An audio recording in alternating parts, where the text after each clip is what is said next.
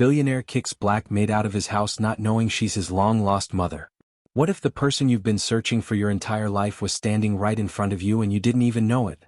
Clara Johnson moved through the marble hallways of the $20 million mansion with the same quiet grace she'd carried for 30 years of cleaning other people's homes. Her weathered hands, marked by decades of hard work, carefully dusted the family photos lining the grand staircase. She paused at one particular picture. A young boy with bright eyes and a gap-toothed smile. Something about that face made her heart skip the way it always did when she looked at it. She whispered a prayer, the same one she'd said every morning for 26 years. Lord, please let me find my baby boy. What Clara didn't know was that her prayer was about to be answered in the most unexpected way. Where are you watching from tonight? Alexander Grant III had everything money could buy, but the hollow ache in his chest reminded him daily of what he'd lost. At 36, he'd built a technology empire worth $3 billion, his face gracing magazine covers, his name whispered with reverence in boardrooms. Yet, behind the power suits and the flashing cameras, Alexander lived with an emptiness that success could never fill. He'd trade every penny of his fortune for one thing: to know where he came from. The adoption records were sealed, and his wealthy adoptive parents had died in a car accident when he was just 16, taking his origin story with them to the grave. Since then, he had drifted through life with only fragments of memory and unanswered questions. Now, standing in his penthouse office overlooking the city skyline, the lights glittering like stars beneath his feet, he felt more alone than ever. Clara arrived at the Grant estate every Tuesday and Friday, just as she had for the past 8 months. Mrs. Reynolds, the head housekeeper, had hired her after their previous cleaner abruptly quit. Clara needed the work desperately. Her small apartment rent wouldn't pay itself, and at 58, jobs weren't easy to find. Still, she approached her duties with dignity. She took pride in her work, treating each home as if it were her own. The other staff appreciated her gentle nature, her willingness to help, and the warm smile that could brighten even the gloomiest day. To them, she wasn't just another maid, she was family. The trouble started on a gray Thursday evening when Alexander returned home unexpectedly from a business trip to Tokyo. He'd been flying for 14 hours straight, his head pounding from jet lag, his patience worn thin by endless negotiations. The house was supposed to be empty except for essential staff. But as he walked through his living room, his sharp eyes noticed the smallest changes. A throw pillow repositioned. Magazines stacked differently. The faint smell of lemon polish in the air. Alexander's privacy was sacred. His personal spaces were off-limits to everyone. And someone had been in them. Reynolds, he called out, his voice low but edged with steel. The older woman appeared almost instantly, her face flushed with concern. Yes, sir? Who's been in my private rooms? His tone was sharper than usual, laced with the exhaustion of the long flight. Before Mrs. Reynolds could speak, Clara emerged quietly from the kitchen, holding a dust cloth in her hands, her eyes wide with confusion. She'd been cleaning the baseboards near his desk, just as Mrs. Reynolds had instructed earlier. To her, it was nothing more than doing her job thoroughly. But to Alexander, the sight of her standing there felt like an invasion. His anger rose quickly, burning hotter with every second. This woman, this stranger, had been touching his personal belongings. His sanctuary. I want her out, he said coldly, his finger pointing directly at Clara. The room fell silent. Clara's heart sank as she met his furious gaze. She had done nothing wrong, only followed orders, but she recognized that look in his eyes. It was the same look she had seen from men her entire life. Men who held all the power, men who could erase her livelihood with a single word. And now, standing in front of the man whose photo she had prayed over every morning, she felt the ground shifting beneath her feet. She'd seen it before in wealthy homes. The moment kindness slipped away, replaced by cold distance. People like her were useful but never truly welcome.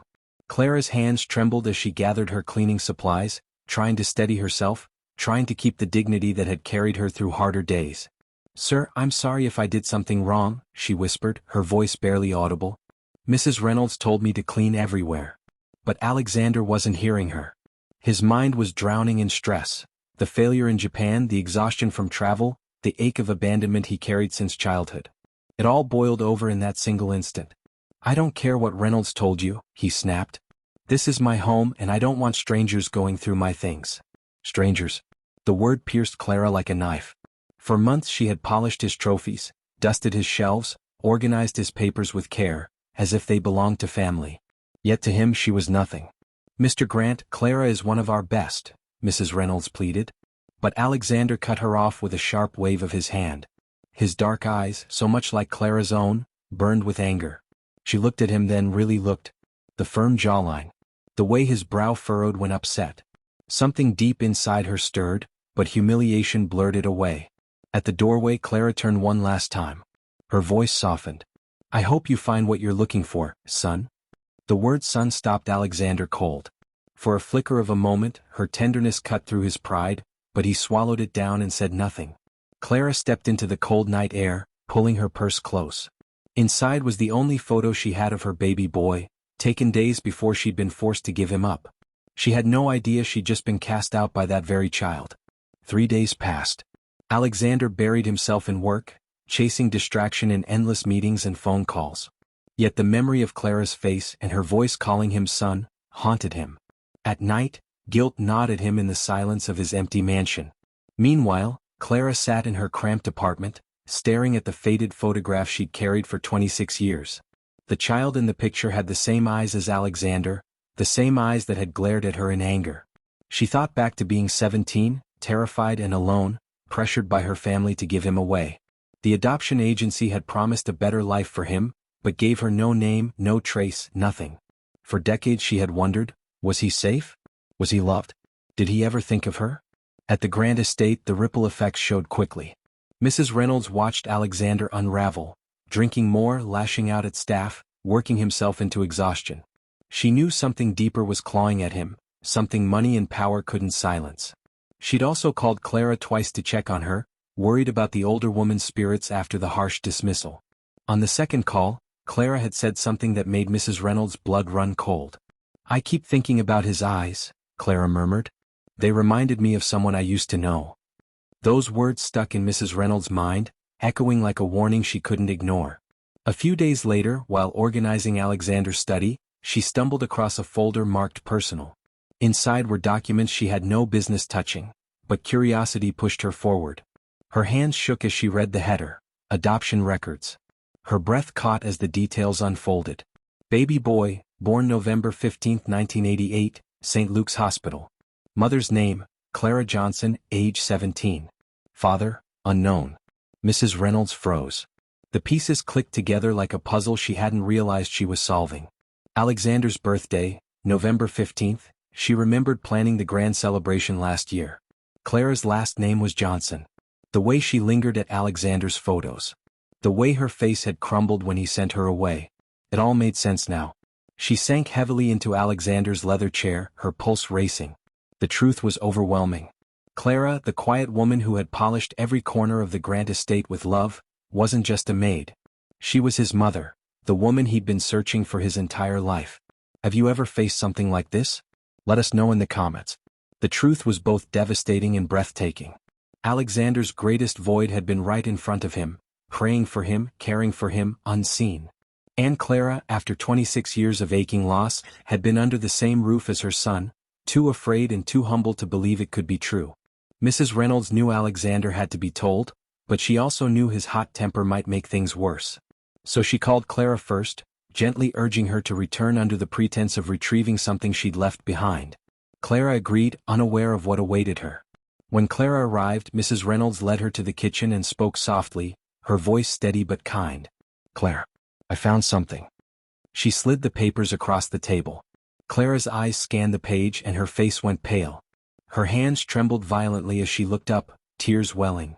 "Are you sure?" she whispered, her voice breaking. "Are you absolutely certain?" Mrs. Reynolds nodded, showing her the line with her name printed clearly. That was all it took.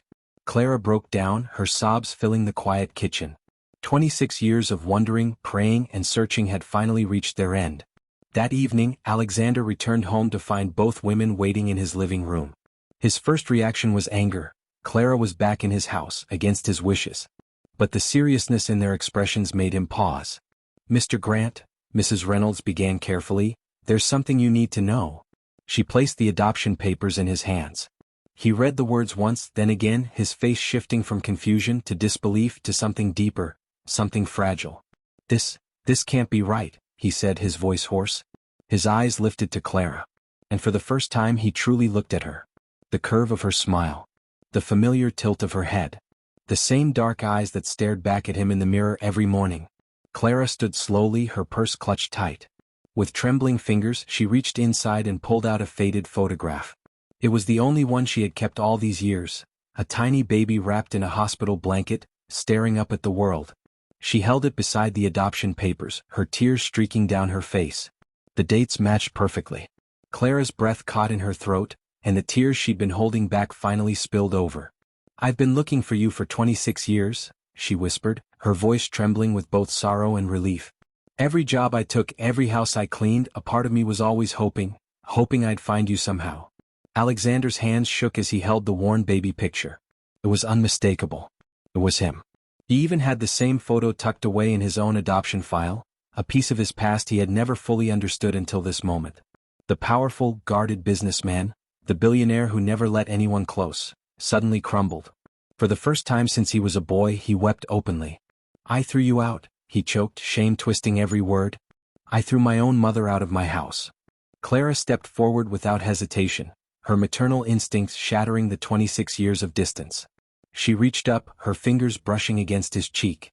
"Baby, you didn't know," she said softly, her voice steady despite the tears streaming down her face. "How could you have known?" If you've been enjoying this story, subscribe to our channel for more heartwarming tales. The reunion that followed wasn't the kind of perfect scene movies promised. There was no swelling music, no flawless lines of dialogue. Instead, it was quiet and human, full of long silences, awkward pauses, and hesitant questions. But in that imperfection, it was more beautiful than anything scripted. Alexander and Clara sat together in his living room until dawn broke through the windows. They shared the lives they'd lived apart. Clara spoke of the endless jobs she had taken just to survive, the lonely nights when she clutched his baby blanket and prayed he was safe, the birthdays she marked in silence with nothing but a whispered prayer. Alexander spoke of his own loneliness, how he grew up surrounded by wealth but starved of affection, how every search through adoption files had ended in frustration, how he had secretly feared that he was abandoned because he wasn't wanted. "I wanted you so much," Clara told him, her hand covering his with gentle certainty. "Giving you up was the hardest thing I ever did. But I was only 17. I had no money, no family to stand by me. I thought you would have a better life without me." In that moment, Alexander understood why success had always felt hollow. The missing piece wasn't money, power, or recognition. It was her love, her presence, her stories about where he came from. In the months that followed, they rebuilt their relationship carefully, one fragile step at a time. Alexander bought Clara a house near his estate, not out of obligation, but because he refused to lose another day with her. She didn't retire into luxury though. Instead, she devoted her time to a community center, counseling single mothers, sharing her story to remind them that even in heartbreak there was hope. For Alexander, having a mother meant more than finally answering the question of where he came from. It meant finally knowing unconditional love, the kind that didn't care about his wealth or success. Clara was proud of his accomplishments, yes, but she made sure he knew she would have been proud of him even if he had never earned a single dollar. Mrs. Reynolds, ever watchful, became their unofficial family historian. She captured photos of them together, wrote down memories, and often smiled at the simple joy of watching a family heal. She saw how Alexander's sharp edges softened, how Clara's quiet sadness had lifted.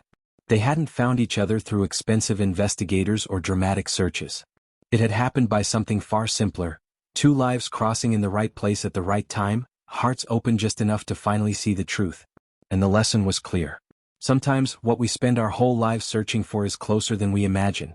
Hidden in plain sight, waiting for the right moment to reveal itself. If you enjoyed this story, please remember to like, share your thoughts in the comments, and subscribe for more heartwarming tales. Thank you for joining us on this journey of love, loss, and the miracle of family.